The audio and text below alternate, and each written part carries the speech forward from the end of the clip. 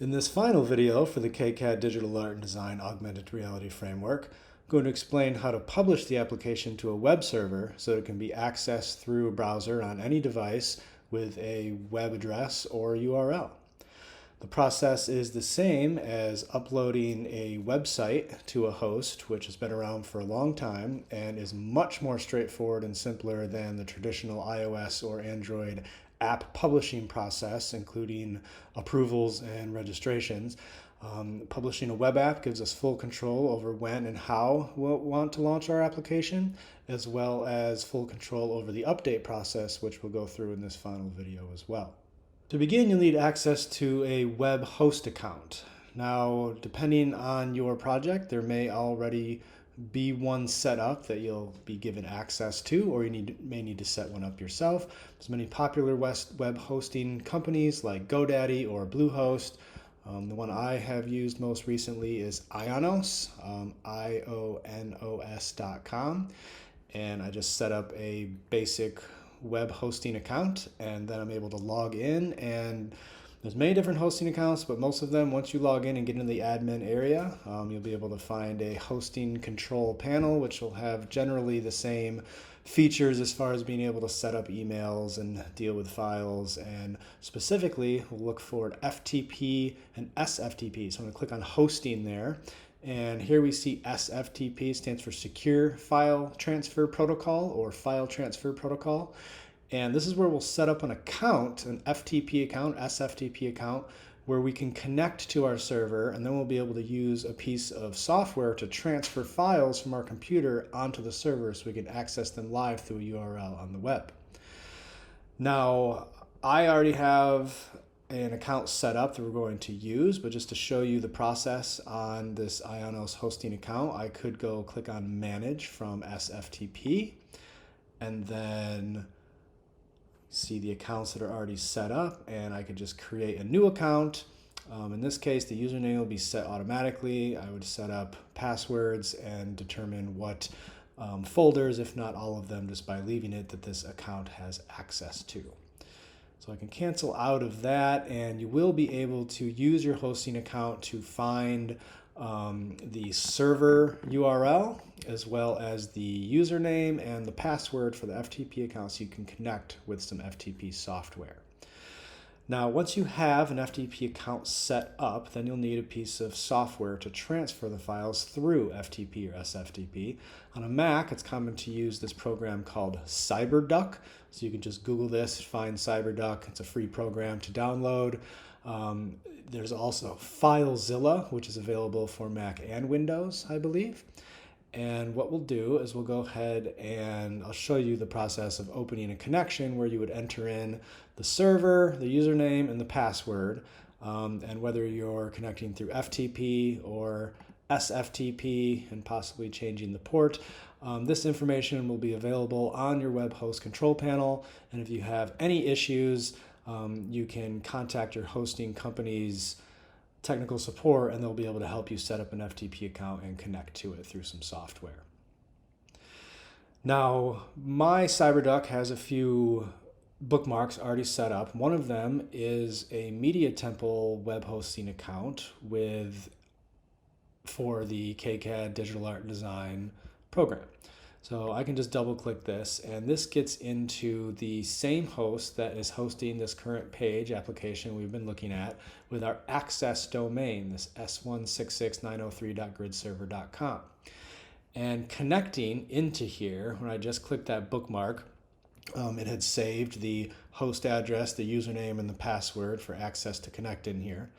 And within this now, I can find the web root directory that will allow me to determine where I'm going to put my application. So in this specific hosting account, I would go into domains, and here's a whole bunch of domains that are hosted with this same account. If you're doing this in your own account, it may be a little simpler when you initially set up. It may just go right into the web root. In this case, I just happen to know that kendallweblab.com is the primary domain name that is connected to our access domain. At the time of this recording, kendallweblab.com, the domain name itself is not active, but it is actually pointing to this access domain. And if we go into kendallweblab.com and then into the HTML folder, this is then the web root of this accessdomain.com. So anything inside of this HTML folder, we can get to through a browser live through this access domain. And if I go into this HTML folder, we can see initially the AR framework folder, which is exactly what we're looking at. And that's how it works on the web, is we can just put folders. This is just a regular file system. It just happens to be on a remote server. We can add folders and add files to it. And adding a new folder at the web root, we can then access what's in that folder by typing that folder name in the URL. So using that, we'll be able to create a new folder to put our application in. Now I'll take a quick peek at the AR framework folder. I can double click to go into it, and this should look very familiar. This is all the files that were in the application folder that we downloaded, with the addition of this KCAD AR framework.zip file, which is exactly what you download the application template through by typing KCAD AR framework.zip at the end of this URL. So now what we're going to do is create a new place to go ahead and upload another version of this. It'll look exactly the same, but it'll illustrate the process of actually putting it online. So all we have to do once we have located our web root folder is decide what folder we want to put it in. So I'm just going to create a new folder here at this root level. I right-clicked and create a new folder, and I'll just create it, call it AR. Keep it towards the top here, right above our AR framework folder. And then maybe inside of the AR folder, I'll put our folder with our application, and maybe I'll name it something like Cool AR or something like that. So I created this new folder, and right now there's nothing in it. So I can go up here into the URL and just have the access domain /AR, try and go to it, and it just says forbidden, which means there's no files in there and there's nothing for it to read. It's actually looking for a index.html file by default, which is why we always name our initial pages that we want to launch when we go to a URL index.html, because the browser knows to open that file automatically without having to type the actual HTML file name. So now what we'll do is we actually want to put our files on the server so we can look at them. So I'm going to open both my CyberDuck window that is inside of the directory where I want to put my application, and then I also have my local directory where my application is sitting. So from the KCAD AR framework directory, we have this folder called web. Now the reason that it's organized like this and named web is that every single file inside of this web folder is necessary to be able to run the application online. Only these two, the FLA file for Adobe Animate and the publish template, which this FLA file reads when we publish it to generate the index files and the images. These are not necessary to actually run the program because these publish the final files that are used and are put in this folder automatically. So all we need to do is upload all of these. Now, if I wanted to see the application at this domain name, access domain /AR, then I would select all of these files and drag them over here and upload them. Now I want to go one more level. I want to say AR/ and then perhaps Cool AR. So maybe I can put multiple AR projects in this one folder and organize it that way so I can keep the root folder a little cleaner. And we already have a folder that holds all of these. It's called web. So all I have to do is I'm just going to drag this web folder onto the server, and then I'll rename it once it gets there to be whatever I want to access it to through the URL. I'm just going to take this web folder, drag it onto this window, and you can see in my transfers that it started the process, and it's about 27.5 megabytes. It'll take a couple of minutes to upload.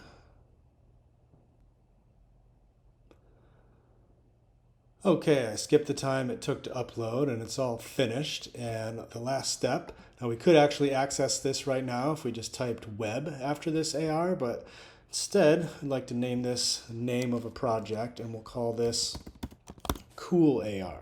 It's good practice to keep things lowercase when working on the web server, so that's obvious what to use in the URL up top. And that's it. So all we had to do is just take our entire web folder and upload it into the right location through this FTP program. And now we're able to access it by going to our access domain, or whatever your domain name is, your primary domain name that's attached to your web hosting account. And in this case, I put mine at /AR/cool AR. Hit return, and there it is. It's loaded. Now you can just simply copy the URL up top here and you can use it to send around for other users to test the application, or you can test it yourself in other locations, or you can use it to generate a QR code, which is a very popular way to launch web AR applications because there isn't a traditional native app download process through an app store in order to get the AR experience working. The user just needs to point their device to the QR code, which will then link to the website, and it can just load as kind of one seamless process. In fact, some applications go so far as to include the QR code within their image target. So you can kind of read the QR code and then have the phone still point at the exact same location and have the AR experience come to life. So there's a lot of different options there because it's ultimately just a web address.